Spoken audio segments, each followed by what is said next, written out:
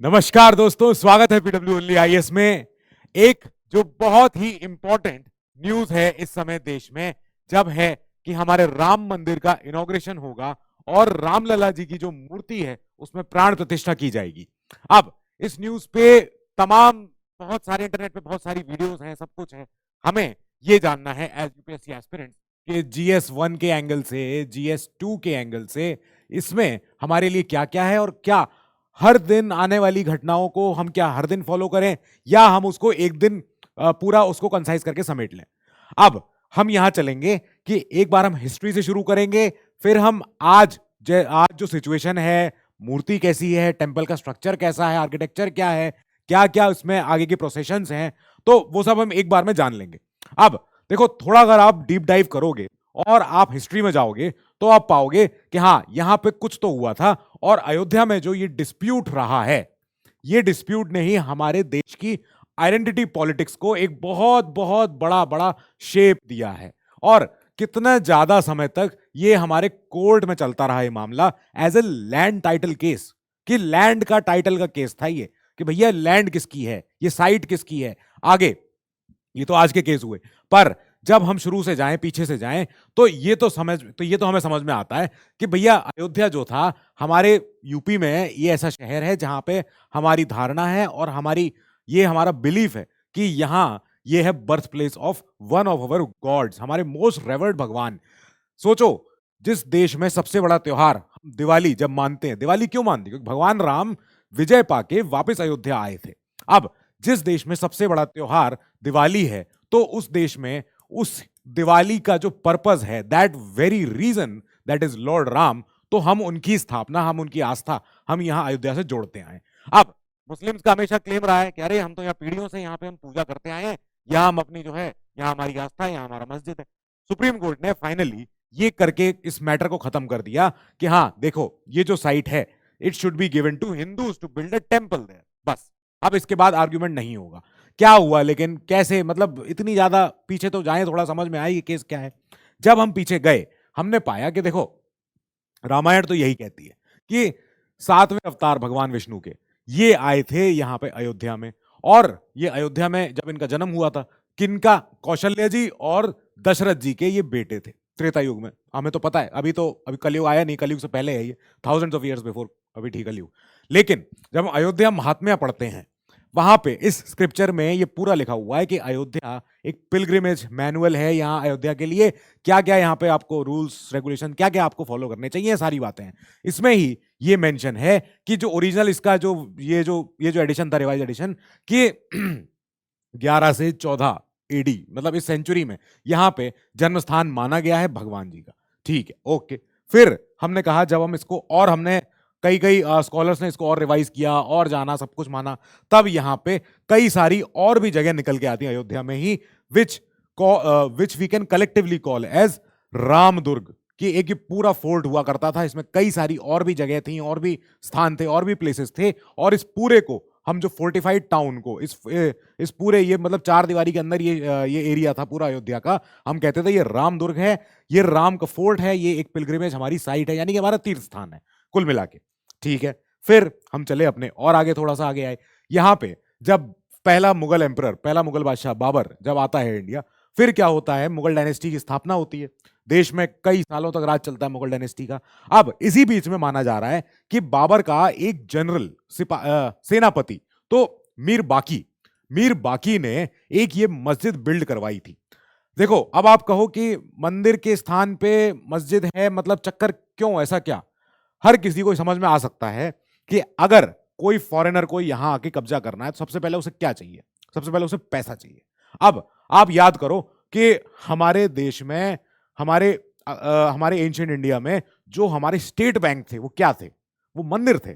चाहे वो सोमनाथ का मंदिर हो, चाहे वो द्वारका धाम हो, कुछ भी आप ले लो मंदिर, ये these temples were places of wealth. यहाँ पे वेल्थ थी, यहाँ पे सोना था, अकूत धन था यहाँ पे।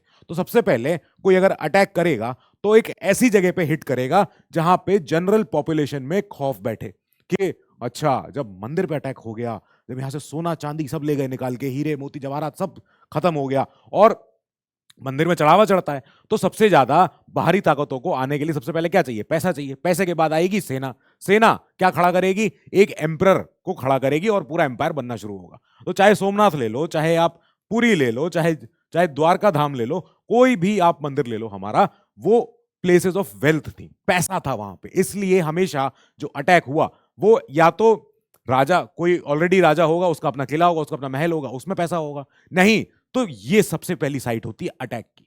सो first you attack site, then यहां पे इसको इसको डेसिक्रेट करके, इसको डिमोलिश करके, डिस्ट्रॉय करके, यहां पे अपना फेथ यहां पे जोड़ दो कि भाई हम ऊपर हैं।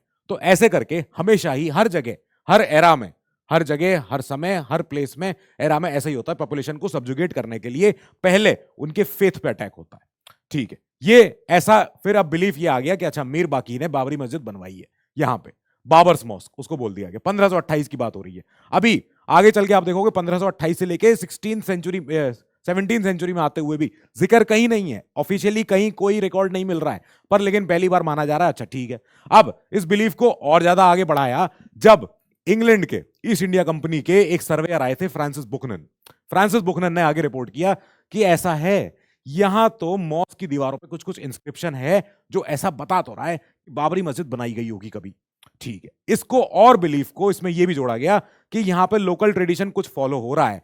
जैसा क्या है, जो औरंगजेब ने बनाया था। औरंगजेब ने क्या बनाया था कि हाँ उसने यहां पे मॉस्क बनवाया है, यहां पे मस्जिद बनवाई है, after demolishing a temple dedicated to Lord Ram, कि भगवान राम का मंदिर हुआ करता था, अब उसको हटा के औरंगजेब ने यहां पे एक मस्जिद की स्थापना करी है। अच्छा, फिर एक फादर आए, पादरी, जीसस, ये सॉरी जेसुइट सेक्शन के, क्रिश्चियनिटी में कई सारे सेक्शन होते हैं, तो उसमें से ही एक जेसुइट प्रीस्ट थे, फादर थे जोसेफ। अब इन फादर जोसेफ ने, क्योंकि जब ये आए तो इन्होंने यहाँ पे क्या पढ़ा, जब इन्होंने अवध के पूरा दर्शन किया, सब कुछ समझा यहाँ की कहानी, इन्होंने कहा कि हाँ ये जो एम्परर औरंगजेब हैं, एम्परर एम्परर, तो इन्होंने इस फोर्ट्रेस कॉल्ड रामकोट, जो रामदुर्ग हम जिसकी बात कर रहे हैं, तो इन्होंने रामकोट को डिमोलिश किया है, डिस्ट्रॉय किया है, और यहां पे मुस्लिम टेंपल की स्थापना करी है जिसके 3 गुंबद हुआ करते हैं विद ट्रिपल डोम्स, जैसा हमने बाबरी मस्जिद की फोटोज में देखा है कि हाँ एक ट्रिपल डोम्स का 3 गुंबदों वाला एक मस्जिद की स्थापना करवाई है इनके अकॉर्डिंग, फादर जोसेफ के अकॉर्डिंग औरंगजेब ने कराई है। अच्छा ठीक है, ये हिस्ट्री चल रही है। अब हिस्ट्री ये भी कह रही है कि 1528 से लेकर 1668 तक कोई मेंशन नहीं है, कोई टेक्स्ट ये नहीं कहता है कि यहां पे कोई मस्जिद होना चाहिए, मस्जिद हुआ करता होगा।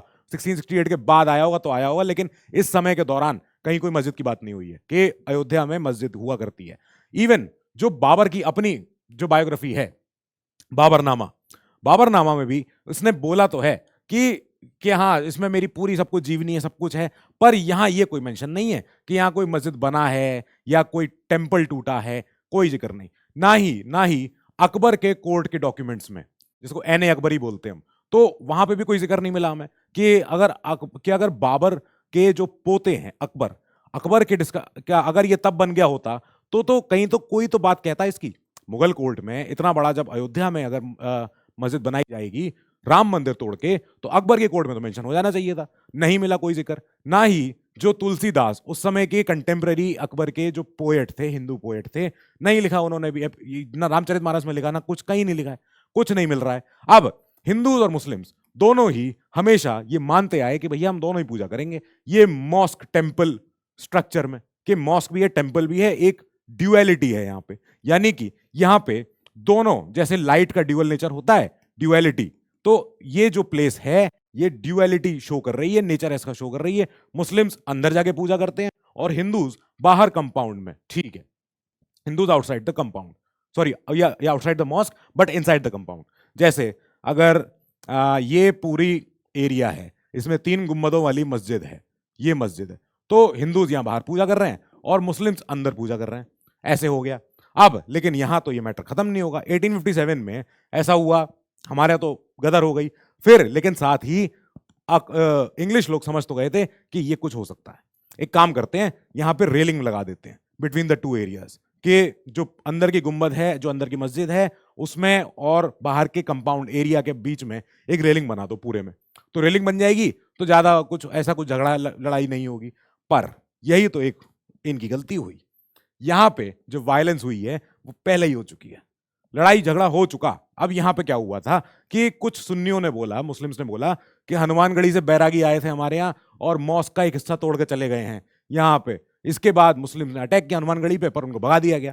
इसके बाद वो छुप के जाके बैठ गए इसी बाबरी मस्जिद में, और उसके बाद वहीं से ही छुप गए, और वहां से ही हनुमानगढ़ी कितनी दूर है अयोध्या से? कुछ नहीं है, 1 किलोमीटर भी दूर नहीं है। ठीक है, अब यहीं से शुरू हो गया कि अरे बाबरी मस्जिद वाज अटैक्ड बाय हिंदूज, और इसके बाद से ही हिंदूज ने बोलना शुरू कर दिया कि अब बात खत्म तब होगी जब इस साइट को हम हिंदूज को मिले को ये जब वापस दिया जाएगा, और अब यहां पे एक मंदिर बनाएगा।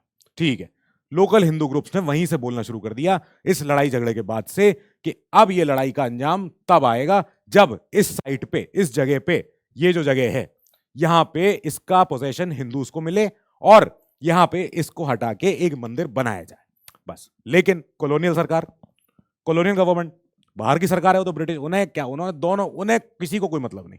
मतलब ब्रिटिश ने बोला ना तुमसे हमें मतलब है ना तुमसे हमें मतलब है, हमें खाली लूट से मतलब है, हमें खाली टैक्स से मतलब है, हमें नहीं जानना तुम्हारे आपस के बीच के, ये सब करते रहो और नहीं करोगे दोनों को मारेंगे, चुप रहो।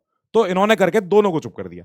अब ये मैटर और आगे जाता है, हम आजाद होते हैं, आजादी हुई 1947 में, आजादी हुई है 1950 में हमारा, अभी 1950 में अभी गणतंत्र हम नहीं हुए हैं, पर उसी बीच में 1949 में जब हमारा संविधान लिखा जा रहा था, हमारी संविधान सभा बैठ के डिस्कशन डेलिब्रेशन कर रही, सब कुछ कर रही है, यहां पे अयोध्या में एक यंग साधु आते हैं। कहां से? बिहार से, दरभंगा से। अब ये जब साधु आए अयोध्या तो इन्होंने कहा हमें एक सपना आया है, हमें एक बहुत सपने में हमारे राम लला आए हैं और लॉर्ड राम हमारे सपने में आए हैं। इन्होंने कहा है कि मेरा एग्जैक्ट जो प्लेस ऑफ बर्थ है वो यही है, वो यही है, ये जगह ही है। अब इसके बाद उन्होंने इस सपने को बताया मैजिस्ट्रेट ऑफ फैजाबाद, उस समय अयोध्या फैजाबाद के अंदर आता था। ठीक है, तो फैजाबाद के जो मैजिस्ट्रेट थे गुरुदत्त सिंह, उनको बताई उन्होंने ये बात संत अभिराम दास ने। गुरुदत्त बोले सपने में तो हमें भी आया है, बात तो सही कह रहे हो संत जी, अब क्या करें? तो इन्होंने कहा औरों से बात करते हैं। ठीक है, अब जो सिंह जी थे, जो गुरुदत्त सिंह थे, ये खुद भी डिवोटी थे लॉर्ड राम के, तो इन्होंने कहा कि yes you are correct, you are right. अब इसके बाद ये सेंटिमेंट, इसको और आगे बढ़ाया जाता है जब वहां के टॉप ऑफिशियल डिस्ट्रिक्ट कलेक्टर जो हैं वो के नायर जी, वो भी इन्वॉल्व हो जाते हैं। वो कहते हैं हाँ you are not wrong, you are correct, ये तो हुआ है, ये हो सकता है। अब इसके बाद क्या होता है कि 1949 उसी साल दिसंबर के महीने में क्या होता है, कुछ हिंदू एक्टिविस्ट अंदर जाते हैं और भगवान राम और माता सीता की मूर्त जाके अंदर रख देते हैं। बस इसके बाद लोगों को लगा कि अरे ये तो चमत्कार हो गया है, अपने आप से यहां मूर्ति प्रकट हुई है, मिराक्युलसली आई है। ठीक है, बात खत्म हो गई। अब इसके बाद बात तो खत्म बिल्कुल नहीं हुई, क्योंकि इसके बाद हुए कम्युनल रायट्स, इसके बाद हुए दंगे। इसके बाद जब दंगे हुए, दंगे के बाद पुलिस ने, प्रशासन ने ये पूरे इस एरिया को टेक ओवर किया और पुलिस ने दरवाजों को बंद कर दिया। अब कोई नहीं अंदर जाएगा, ना हिंदू जाएंगे ना मुस्लिम जाएंगे। लेकिन लेकिन लेकिन क्योंकि अब आइडल अंदर जा चुकी है, अब मूर्त अंदर बैठ चुकी है, इसका मतलब है कि अब पूजा तो हो सकती है मूर्ति की, और जो प्रीस्ट हैं, जो पुजारी हैं, वो अंदर अब जा सकते हैं और अपने डेली वर्शिप अपनी कर सकते हैं। बस ठीक है, मुस्लिम्स ने कहा ये कैसे अलाउ हो रहा है, ये नहीं होना चाहिए। फिर मॉस्क, इसका मतलब है जो मस्जिद है वो एक डिफैक्टो टेंपल बन चुकी है। डिफैक्टो मतलब प्रैक्टिकली तो मंदिर वो बन चुकी है अभी, लेकिन प्रॉपर ऑफिशियल नहीं हुई है। ठीक है, फिर इसके बाद यूपी का जो सुन्नी सेंट्रल वक्फ बोर्ड है, इन्होंने बोला कि अरे हमारी बात सुनो, और साथ में ABRM, अखिल भारतीय रामायण महासभा, दोनों ने बोला कि अरे हमारी बात सुनो। कि क्या बात सुने? कि कोर्ट में चलते हैं, चलो। तो फिर एक लोकल कोर्ट में चले गए और सिविल सूट फाइल हो चुका है कि इस साइट पे किसका क्लेम है, इस साइट पे कौन अपना अपना दावा ठोक सकता है, कि ये दावा कौन करके दिखा पा रहा है कि ये साइट किसकी है, लोकेशन किसकी है, एग्जैक्ट लोकेशन। ये उस समय की अंदर की बहुत पुरानी फोटो है, जो आर्काइव्ड फोटो है। ये फोटो इन जनरल इंटरनेट पे मिलती है, और यही है वो फोटो जब ये जो बताई जाती है कि कैसे अंदर मूर्त मिली है। ठीक है, ये हुआ।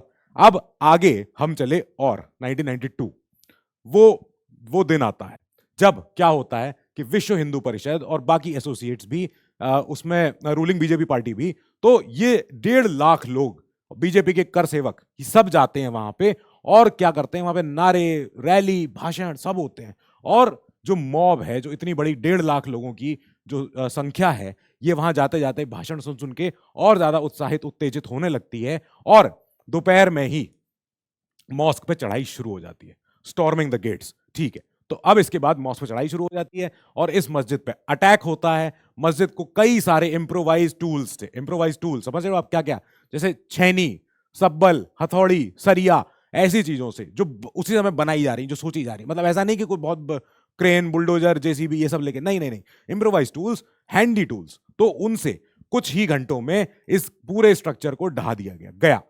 अब क्या होता है, ये तब हुआ है जब खुद यूपी सरकार ने, स्टेट सरकार ने ये वादा दिया था, कमिटमेंट किया था इंडियन सुप्रीम कोर्ट को कि हम मॉस्क को कुछ नहीं होने देंगे, मॉस्क को दिक्कत नहीं होगी, ये जो रैलियां हो रही हैं होने तो कोई फर्क नहीं पड़ रहा है, हम संभालेंगे, प्रशासन हमारा, पुलिस हमारी है।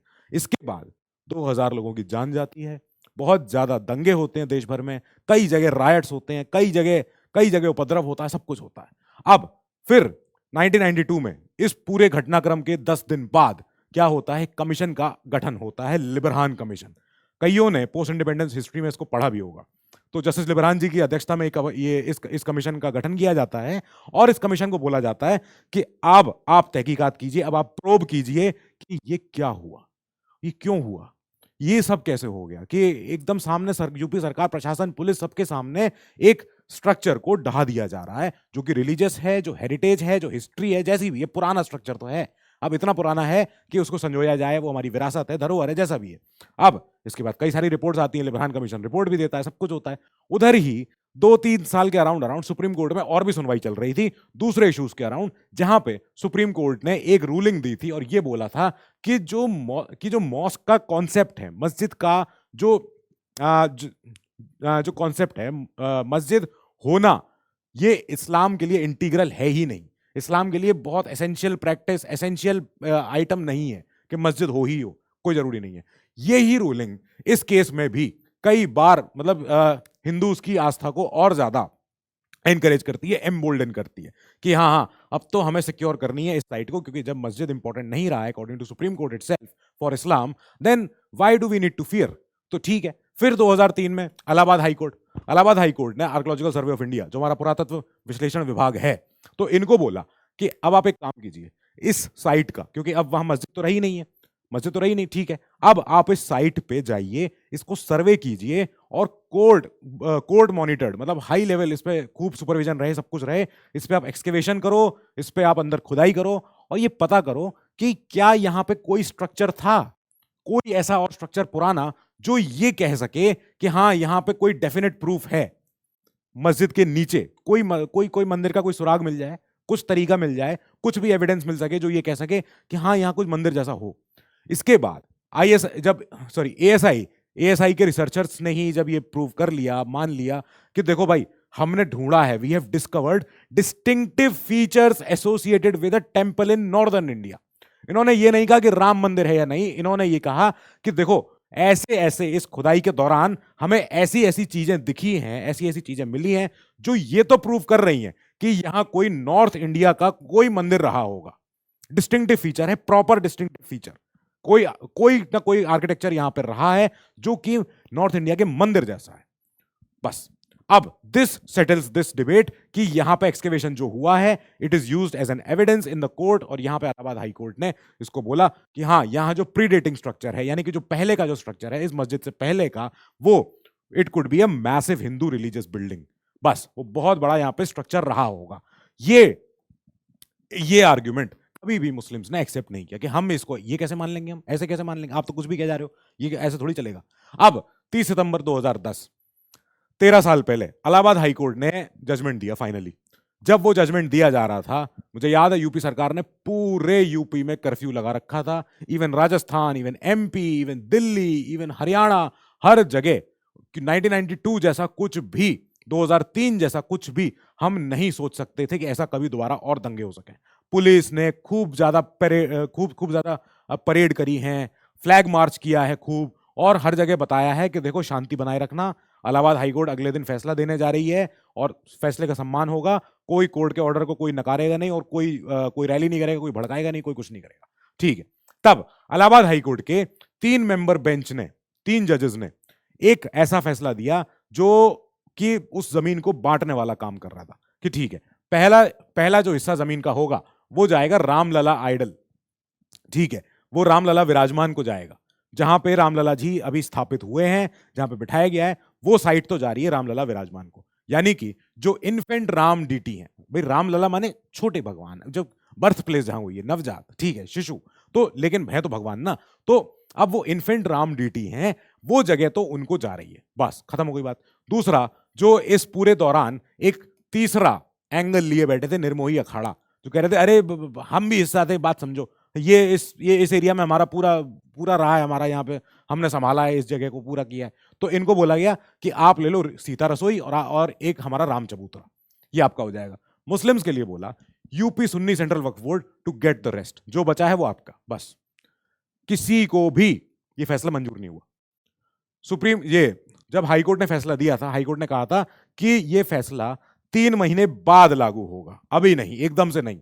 पहले तो आप स्टेटस को मेंटेन रखो, स्टेटस को माने जैसे का वैसा, अभी जो सिचुएशन है वही रखना 3 महीने तक। स्टेटस को should be maintain for 3 months, उसके बाद ही बंटवारा कर लो, बस। 3 महीने का आपने समय दे दिया, हम जा रहे हैं सुप्रीम कोर्ट। तीनों पार्टियों ने अपील किया सुप्रीम कोर्ट कि अरे ये कौन मान रहा है, हमें इससे ये थोड़ी चाहिए था, ठीक है। फिर इसके बाद सुप्रीम कोर्ट में फैसला आ जाता है। अगेन सेम 2019 में जब फैसला आया, पूरे देश में, पूरे नॉर्थ इंडिया में अच्छा खासा कर्फ्यू, कहीं कोई आवाजाही नहीं, कोई दुकानें मकान कुछ नहीं, स्कूल कॉलेज कुछ नहीं खुलेगा, क्योंकि हमें अंदेशा कभी मतलब हमें सस्पिशन है, इतना बड़ा इवेंट है, हमारा थॉर्नियस्ट हमारी हिस्ट्री में हमारा ऐसा केस रहा है, यहां पे हम कोई रिस्क नहीं लेंगे, पूरे समय एकदम जिसे कहते हैं कर्फ्यू रहेगा, डोंट वरी, ठीक है। सुप्रीम कोर्ट ने बोला कि ये जो जमीन है ये तो जाएगी एक ट्रस्ट को, जो बनाएगा हिंदू टेंपल, खत्म हो गई बात, बस। इसके बाद इन्होंने यूपी सरकार को बोला कि आपकी जिम्मेदारी है एक 5 एकड़ जमीन देने की, जो जाएगी UP Sunni Central Waqf board को, जहां पे बन जाए उनकी मस्जिद। अच्छा ठीक है, फिर कोर्ट ने यह भी बोला कि ये जो तीसरी पार्टी है निर्मोही अखाड़ा, आपका कोई स्टैंड ही नहीं है, ये आपका कोई स्टैंडिंग नहीं है, जाओ यहां से, आपको ना कुछ सीता रसोई ना राम चबूतरा कुछ नहीं मिलेगा। इनको बोला कि ना तो आप शीबेट हो, ना आप रामलला के डीटी हो, तो आपका कोई लोकल स्टैंड ही है ही नहीं, यानी कि आपका कोई ग्राउंड नहीं है जिसकी वजह से आप हमसे बात कर रहे हो, आप प्लीज यू कैन लीव। आपका हमने सारा सूट जो भी आप केस फाइल कर रहे हो, हम उसको बहिष्कार करते हैं, हम उसको नकारते हैं, you are barred from litigation, ठीक है, नहीं कर सकते आप। अब सुप्रीम कोर्ट ने यह भी बोला कि आपको जो 12 दिसंबर 2019 तक, यानी कि 3 दिन के भीतर भीतर आपको जो जो रिव्यू पिटीशन डलवानी डाल लो, ठीक है। फिर सुप्रीम कोर्ट ने बोला डाल दी रिव्यू पिटीशन, हम डिसमिस कर रहे हैं, कुछ नहीं, बस हो गया जो हो गया फैसला। यानी कि supreme court dismissed all the 18 petition seeking review of the verdict of this, ठीक है। ये वो 5 जजेस थे, ये वो 5 जजेस की बेंच, जिसमें से हमें पता है उस समय के करंट सीजेआई, फिर बाकी 2 और सीजेआई जो फ्यूचर के सीजेआई बने। अभी ये समय देश के हमारे सीजेआई ये जैसे चंद्रचूड़ जी इसी बेंच में थे, ठीक है। ये हुआ केस, हम आगे गए, हमने कहा अब आगे तो बताओ। अब 2020 में 5 फरवरी को गवर्नमेंट ऑफ इंडिया ने बोल दिया कि देखो अब हम अनाउंसमेंट कर रहे हैं कि यहां पे बनेगा अयोध्या अयोध्या में एक राम मंदिर बनने जा रहा है, हम उसकी पूरी पूजा अर्चना, पूरी फाउंडेशन सब कुछ करेंगे, और हम साथ ही it also allocated an alternative site in Dhannipur Ayodhya, Dhannipur में हम मस्जिद के लिए जमीन का हिस्सा निकलवा रहे हैं जहां पे मस्जिद बन सकती है, ठीक है, ओके। क्योंकि यही एपेक्स कोर्ट का फरमान था कि एक ट्रस्ट को जाएगा, वो ट्रस्ट यहां मंदिर बनाएगा, ठीक है। तो ट्रस्ट का नाम है श्री राम जन्मभूमि तीर्थ क्षेत्र ट्रस्ट। ये ट्रस्ट है जिसके पास जिम्मेदारी है, जिसके पास सारी पावर है, जिसके पास सारी फंक्शंस हैं to take all decisions regarding the construction of a magnificent temple in Ayodhya, ठीक है। यहां अभी हम आ गए।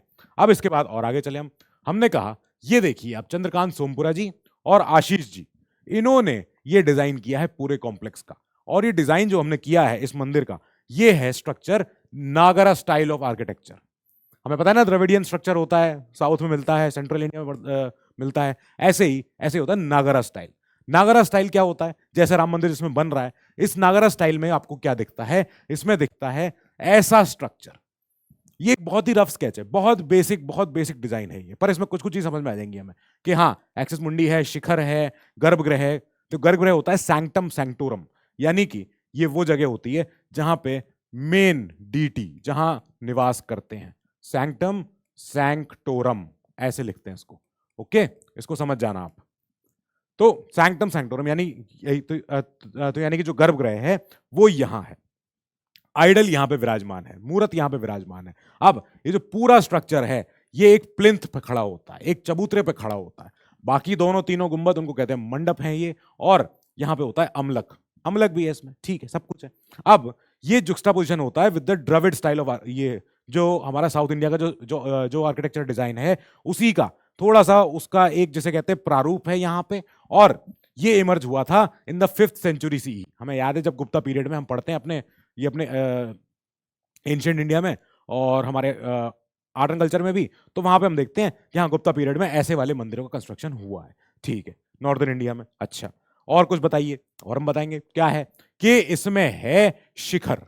शिखर जो सबसे, शिखर मतलब ही समझ में आ रहा है हिंदी में कि सबसे ऊपर। और हमें ये तो पता है कि नागरा जितने टेंपल होते हैं they are built on a raised plinth, एक उठे हुए चबूतरे पे, मतलब जमीन तो है पर जमीन से ऊपर पहले एक चबूतरा बनाइए, ये चबूतरा है, ये रहा पूरा प्रॉपर, और इसके ऊपर मंदिर खड़ा होगा, ठीक है। अब यहाँ पे गर्भगृह भी है बीच में, जो सैंक्टम सैंक्टोरम है, जहाँ पे मेन ये जहाँ पे आइडल, जहाँ पे जो हमारी विराजमान होती है, सबसे सेक्रेट पार्ट होता है, जिसको जिसके अंदर जाना सिर्फ पुजारियों को अलाउड होता है, या बहुत ही अगर कोई जिसे कहते हैं ना बहुत बड़ा डिवोटी हो तो वो जा सकता है अंदर। अब टावरिंग ओवर द गर्भगृह, इस गर्भगृह के ऊपर क्या होता है, शिखर। शिखर माने चोटी, सबसे ऊपर की चोटी, लिटरली मतलब उसका माउंटेन पीक, ठीक है। ये मोस्ट डिस्टिंग्विशल फीचर होता है नागरा स्टाइल ऑफ आर्किटेक्चर का। आई बात समझ में? ये हो गया हमारा काम, ओके। हम आगे चले, हमने कहा कुछ तो और बताइए। तो जब आप द्रविड़ स्टाइल के मंदिर देखते हो, ये वाले मंदिर हमारे सेंट्रल इंडिया के, साउथ इंडिया के मंदिर, तो द्रविड़ आर्किटेक्चर ये है counter part two the Shikhar is the विमान। जो आप हमारे यहां शिखर ये जो दिखता है नॉर्थ इंडिया में, तो यहां पे द्रविड़ आर्किटेक्चर में जो शिखर की जगह हम बोलते हैं उसको विमाना, ये है विमानम, यहां पे इसको बोला गया हमारा विमानम, ठीक है। जो विमान है they are typically smaller than the great great, ये जो हमारे गेट हाउस और गोपुरम होते हैं। गेट हाउस समझते हो क्या होता है? गेट हाउस होते हैं बड़े बड़े दरवाजे, ये सब, ठीक है। गोपुरम यहां है, और हमारे मंडपम इसमें ऐसे होते हैं, वाहन मंडपम ये होता है, महामंडपम ये होता है, सारे में डिफरेंसेस है, ठीक है, ठीक है, ये सब है। अच्छा, ओके। एंड यहाँ पे ये हमारा हो गया, गोपुरम हो गया, ठीक है। अब गोपुरम का एग्जिस्टेंस जो है ये एक और चीज दर्शाता है कि फीचर क्या है द्रविड़ स्टाइल का, the presence of a boundary wall, कि जो पूरा ये मंदिर है इसके चारों तरफ पीछे से पीछे पीछे पीछे जाते हुए बाउंड्री वॉल भी होती है, स्तूपा में भी है, हर जगह है, ठीक है। ये हमको मिलती आई है, ये सब हमारे स्ट्रक्चर हो गए। अब हम चले आज 2024 में, ये हो रहा है मंदिर का प्राण प्रतिष्ठा, ठीक है। अब यहां पे तो मंदिर का इनॉग्रेशन होगा और भगवान राम की प्राण प्रतिष्ठा होगी, ठीक है। ये अब से ये न्यूज चर्चा में आ चुकी है। अब इस न्यूज के बाद हम आगे चलेंगे, क्या हो रहा है प्राण प्रतिष्ठा में, कैसे होता है, क्या करना है। तो प्राण प्रतिष्ठा क्या होती है? ये वो एक्ट है जिसकी वजह से एक जो मूर्त होती है वो भगवान का रूप लेती है, ठीक है। और उसको, उस मूर्त को फिर हम उसको पूज सकते हैं, और वो हमें आशीर्वाद दे सकती है। यानी कि उस मूर्त में प्राण आ चुके हैं, वो मूर्त अब जिंदा है, वो मूर्त अब जीवित है, ठीक है। अब इसके लिए स्टैचू को कई सारे वेरियस अलग अलग कई सारे प्रोसेशन से, कई सारे प्रोसेस से गुजरना पड़ता है। पहली क्या है? शोभा यात्रा, ये हो चुकी है, ठीक है। Procession of the idol taken out in the neighbourhood of the temple, कि मंदिर के आसपास से के इसको पूरी मूर्त को ऐसे ये ऐसे लेके जाया जाए, और मूर्त आसपास का चक्कर लगाए, सब कुछ, फिर वो मंदिर के अंदर आए। अब इसके बाद राम आइडल जो है, शोभा यात्रा हो चुकी थी जनवरी 17 को, अभी 3-4 दिन पहले, ठीक है। इसके बाद यात्रा जब होती है, इसमें कई लोगों ने खूब सारी एकदम बारात जैसा एकदम निकला है, हुजूम निकला है, कई सारे ऑनलुकर्स हैं, सब लोग ये अपनी भक्ति दिखा रहे हैं और पूरा हाथ जोड़ते हैं, और पूरा मतलब ये पूरे भगवान जी को याद करते हुए, भगवान जी के लिए चीयर्स, ये ऐसे चीयरिंग करते हुए सब कुछ हमको यहाँ पे देखने को मिलता है, ठीक है। अब इसके बाद अधिवा, अधिवा में क्या होता है कि आइडल को, मूर्ति को सबमर्ज किया जाता है इन द वेरियस मटेरियल्स, कई सारे तत्वों में। कैसे? एक रात के लिए मूर्ति रहती है पानी में, जिसको कहते हैं जलाधिवा, ठीक है, ठीक है, जलाधिवा। अब इसके बाद इस मूर्ति को सबमर्ज किया जाता है इन ग्रेन्स, यानी कि अनाज, यानी कि जो धान होता है, तो उसको बोलते हैं धान्य दिवस, ठीक। फिर इसके बाद एक रिचुअल बात, एक पारंपरिक स्नान भी होता है मूर्ति का। अब इसके बाद जब स्नान होगा तो इनका फिर अभिषेक किया जाता है। फिर इसके बाद इस मूर्ति को और ज्यादा मतलब ये जो पूजा करने का स्टाइल है, तो उसमें क्या क्या, 108 तरीके के अलग अलग टाइप के मटेरियल, पंचामृत जो हम जन्माष्टमी पे जिसका हम भोग लगाते हैं, तो पंचामृत भी होता है और ऐसा पानी जिसमें कई सारे एसेंस होते हैं वेरियस जो हमारे फ्लावर्स के, फूलों के, हर चीज के, पत्तियों के। एंड ऐसा पानी जो गाय के सींग के ऊपर से गुजर के जाता है, वो पानी को शुद्ध माना जाता है, प्योर माना जाता है, उस पानी को पायस माना जाता है। एंड शुगर केन जूस, गन्ने का जूस भी। तो ये सारे जो ऐसे तत्व हैं जिनको हमने अपने हिंदू कल्चर में बहुत उच्च स्थान दिया है, उन सारे कल्चर्स का आपको यहाँ पे समागम मिलेगा देखने को। अब इसके बाद हम आगे चले, हमने कहा और बताइए, फिर जब नेत्रन मिलन होगा कि क्या होगा, अभी मंदिर की जो अभी मूर्ति की अभी आंख बंद है, अभी वो आंख खुली नहीं है। इसका मतलब क्या है कि जब हमें आंख खोलनी है, कई सारे मंत्र पढ़े जाएंगे, भगवान को याद किया जाएगा, हर तरह के भगवानों को बोला जाएगा प्लीज आएं और हमारी मूर्ति को आशीर्वाद दें। जैसे क्या क्या, सूर्य जी आंखों को आशीर्वाद देंगे, वायु देवता कानों को आशीर्वाद देंगे, और चंद्र देवता माइंड को आशीर्वाद देंगे, और भी चीजें। ठीक है, अब इसमें क्या होता है कि अंजन लगाया जाता है आंख के अराउंड अंजन लगाया जाता है। अंजन समझते हो ना क्या होता है? अब ये अंजन के बाद ऐसा कुछ भी कह लो, काजल जैसा कह लो, या इसी का एक वर्जन कह लो। अब इसके बाद सोने की सीख से, ये से नीडल से किया जाएगा। ये जो प्रोसेस होती है आंख पे ये अंजन लगाने की, ये मूर्ति के पीछे से करी जाती है। मतलब अगर जैसे मेरी आंख पे कोई लगा रहा है तो मेरे पीछे खड़ा होके मेरे हाथ आगे करके ऐसे करेगा। क्यों पता है? क्योंकि ये बोला जाता है, ये माना जाता है कि it is believe that if one looks into the gods eyes, कि जिस समय आंख खुल रही हो और उस समय अगर आप अगर देख लो वो आंखें, तो वो प्रकाश से आप जो हो बहुत ज्यादा वो ब्रिलियंस है, वो प्रकाश आप झेल नहीं पाओगे। तो इसलिए हमेशा मूर्ति के पीछे जाके प्राण प्रतिष्ठा की जाती है आगे से। ठीक है, ये हुआ। अब ये सब कहाँ मिला, कहाँ है सब इतना सारा जो हमें ये जो नॉलेज है, ये पूरा प्रोसेस है, ये सारा हमको मिलता है पुराणों में। जब हम पुराण देखते हैं, जैसे कौन से, मत्स्य पुराण, वामन पुराण, नारद पुराण, कई सारे और पुराण हैं, उसमें ये सारी इंफॉर्मेशन हमको यहां से मिलके आ रही है। अच्छा ठीक है, फिर आगे गए हमने कहा और अब तक का जो प्रोसेशन है और जो आगे आने वाला समय है वो कुछ ऐसा है जिसमें 16 जनवरी को, 17 को, 18 को, 19 को, आज के दिन, इसके बाद क्या क्या होना है वो देखा जाएगा। तो क्या क्या हो चुका है? प्रायश्चित हो चुका है, कर्म मुक्ति हो चुकी है, परिसर प्रवेश हो चुका है रामलला जी का। इस दिन एक चांदी की मूर्ति को ऐसे घुमाया गया था पूरे मंदिर के अराउंड।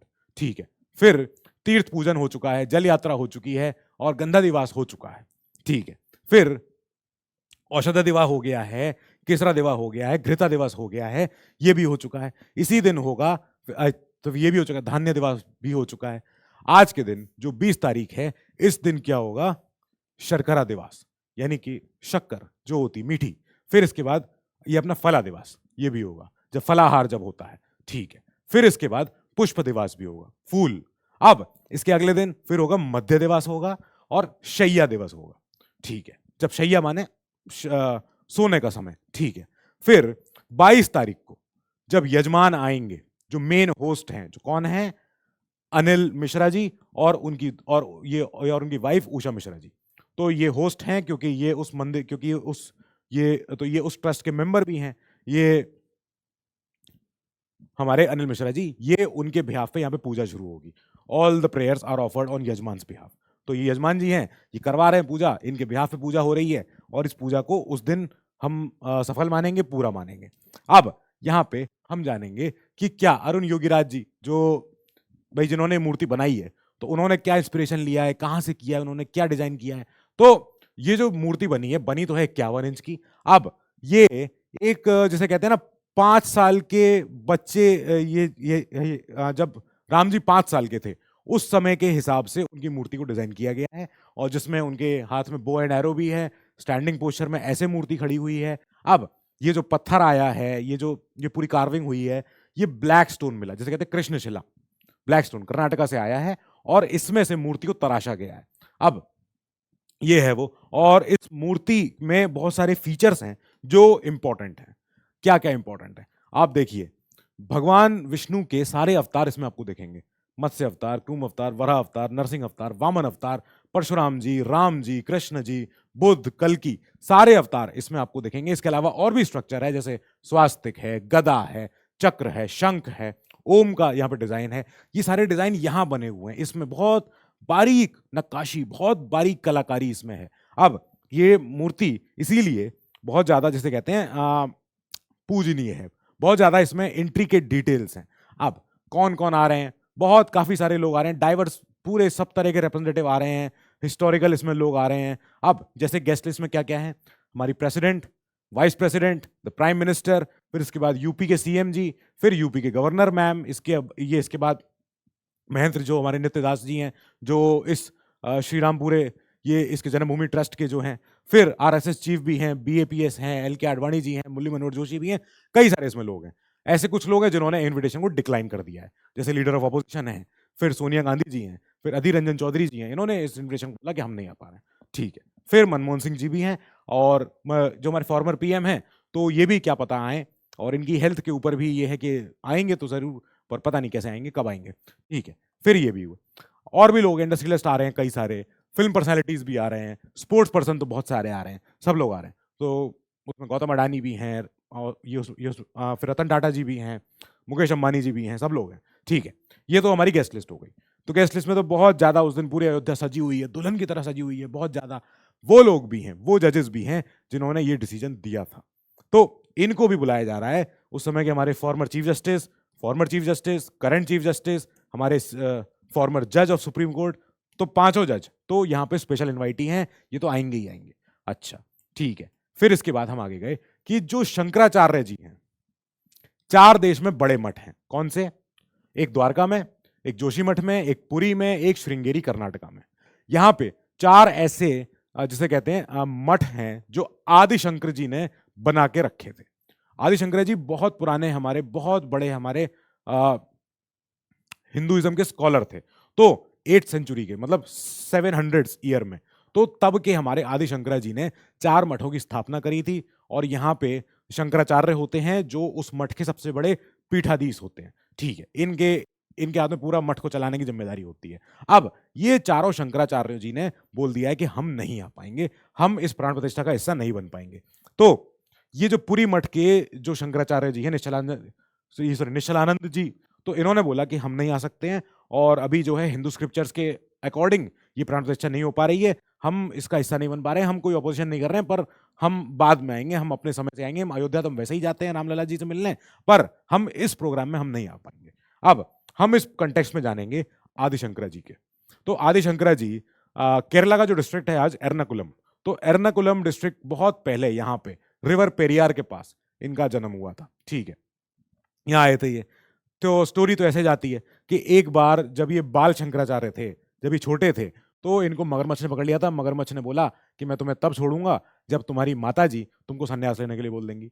माता जी ने बोला ठीक है, ले लीजिए। फिर इसके बाद शंकराचार्य जी पूरे ये पूरे तट के पास आते हैं और अपना घर बार छोड़ देते हैं, सन्यासी बन जाते हैं, एसेटिक बन जाते हैं। इसके बाद आदि शंकराचार्य पूरे देश में भ्रमण करते हैं और अद्वैत वेदांत की टीचिंग्स को सब लोगों को सिखाते बताते जाते हैं। अब अद्वैत वेदांत हमारे लिए यहां इंपॉर्टेंट बना। अद्वैत वेदांत क्या है? अद्वैत वेदांत एक फिलॉसफी है, एक आइडिया है। ये क्या है? ऑन्टोलॉजिकल पोजीशन लेता है ऑफ रेडिकल नॉन ड्यूअलिज्म। वाह, क्या वर्ड आया है! तो बहुत बड़े बड़े वर्ड्स हैं ये। इसका मतलब कुल मिला के ये कहने का है कि देखो, जो अद्वैत वेदांत का फिलॉसफी है वो ये है कि दुनिया में हर चीज अल्टीमेटली एक माया है, एक इल्यूजन है, एक बस छल है, धोखा है। और जो ब्राह्मण का प्रिंसिपल है, जो ब्रह्म ये मतलब ब्राह्मण माने कास्ट ब्राह्मण नहीं, जो ब्रह्म का सिद्धांत है, ब्रह्म, वो सिद्धांत ही असली सच है, वही असली ट्रूथ है, वही सब कुछ ट्रांसेंडिंग एम्पिरिकल है। जितनी प्लुरलिटी आप जितना भी समझ लो कि हाँ ये अजर है, ये अमर है, ये सब कुछ है, इन सब से परे, इन सबसे ऊपर ब्राह्मण का जो ये हमारा प्रिंसिपल है, बस। और इस पूरे अद्वैत वेदांत का जो फंडामेंटल जो जोर है वो इस चीज पे है कि यूनिटी ऑफ यूनिटी ऑफ आत्मन और इंडिविजुअल कॉन्शियसनेस, जो हमारी चेतना है, उसको हमें मिलाना है ब्रह्म से, बस। यही अल्टीमेट रियलिटी है, यही सब कुछ है। कुल मिला के यहाँ पे बस इनकी थ्योरी इतनी थी। Very easy theory to understand कि अगर आप फिलोसॉफिकली अगर सोचोगे तो एवरीथिंग मतलब many becomes one, one becomes many and many becomes one, यही सब कुछ है। तो वही होता है। सो विद दिस हम इस न्यूज को हम यहाँ पे अभी होल्ड कर रहे हैं, पॉज कर रहे हैं. जब इनॉग्रेशन हो जाएगा, जब प्राण प्रतिष्ठा हो जाएगी, will take up this news once again. उसको हम पूरा फॉलो करेंगे, क्या क्या होता है आगे, क्या क्या होगा. So with this in mind, we take your goodbye and you keep studying, stay safe, good luck.